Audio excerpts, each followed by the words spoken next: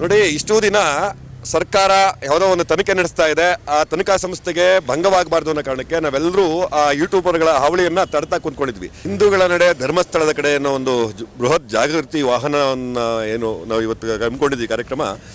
ನಮ್ಮ ಧರ್ಮಸ್ಥಳವನ್ನು ರಕ್ಷಣೆ ಮಾಡಿರೋ ನಿಟ್ಟಿನಲ್ಲಿ ಈ ಒಂದು ಜಾಗೃತಿ ಸಮಾವೇಶ ನಡೀತಾ ಇದೆ.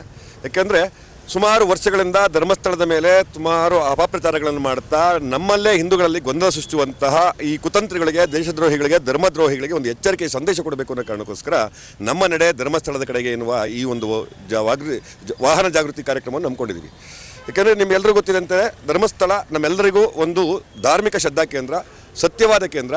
ಇಂತಹ ಸತ್ಯವಾದ ಧಾರ್ಮಿಕ ಶ್ರದ್ಧಾ ಕೇಂದ್ರವನ್ನು ಆಳುಗಿಡುವ ಉದ್ದೇಶದಿಂದ ಎಡಪಂಥೀಯ ಚಿಂತನೆಯವರ ಜೊತೆ ಸೇರಿ ಈ ಧರ್ಮದ್ರೋಹಿಗಳು ಮಾಡ್ತಾ ಇರುವಂತಹ ಅಪಪ್ರಚಾರಕ್ಕೆ ಉತ್ತರ ಕೊಡಬೇಕು ಅನ್ನೋ ಕಾರಣಕ್ಕೋಸ್ಕರ ನಾವು ಈ ಒಂದು ಜಾಗೃತಿ ಸಮಾವೇಶವನ್ನು ಮಾಡ್ತಾ ಇದ್ದೀವಿ. ಎಷ್ಟು ಗಂಟೆಗೆ ಹೋಗಿ ತಲುಪಬೇಕು ಅಂತ ಇದ್ದೀರಾ?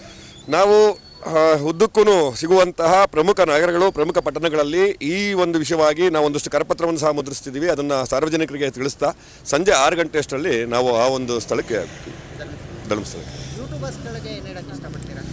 ನೋಡಿ, ಇಷ್ಟೂ ದಿನ ಸರ್ಕಾರ ಯಾವುದೋ ಒಂದು ತನಿಖೆ ನಡೆಸ್ತಾ ಇದೆ. ಆ ತನಿಖಾ ಸಂಸ್ಥೆಗೆ ಭಂಗವಾಗಬಾರ್ದು ಅನ್ನೋ ಕಾರಣಕ್ಕೆ ನಾವೆಲ್ಲರೂ ಆ ಯೂಟ್ಯೂಬರ್ಗಳ ಹಾವಳಿಯನ್ನು ತಡ್ತಾ ಕುಂತ್ಕೊಂಡಿದ್ವಿ. ಇನ್ನು ಮುಂದೆ ಈ ಥರ ಒಂದು ನಮ್ಮ ಧಾರ್ಮಿಕ ಧರ್ಮಗಳ ಬಗ್ಗೆ ಅವಹೇಳನಕಾರಿ ಅಥವಾ ಈ ಒಂದು ಅಪಪ್ರಚಾರ ಮಾಡಿದ್ರೆ ಮುಂದಿನ ದಿನಗಳಲ್ಲಿ ಅವರಿಗೆ ದೊಡ್ಡ ಮಟ್ಟದ ಗ್ರಹಚಾರ ಕಾದಿದೆ.